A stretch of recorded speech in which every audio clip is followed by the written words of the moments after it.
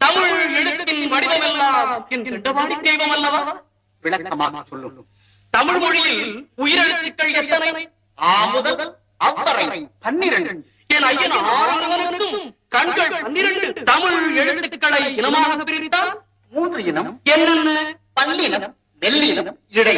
அந்த 3 இனங்களில் 3 எழுத்துக்களை எடுத்துத்தான் என் கந்தவேலுக்கு முருகு என்று பெயரிட்டார்கள். முருகு என்றால் அழகு, இளமை, பெருமை, உயர்வு, முதுமை இல்லாமை, இன்னும் சொல்லிக் கொண்டே இருக்கலாம். ஒரு இனத்திற்கு எத்தனை எழுத்துக்கள்? கச்சடத்தப்பர, நயன நமன, எரள வழல என்று இனத்திற்கு 6 எழுத்துக்களாக பிரித்தார்கள். இனம் ஒன்றுக்கு எழுத்துக்கள் 6.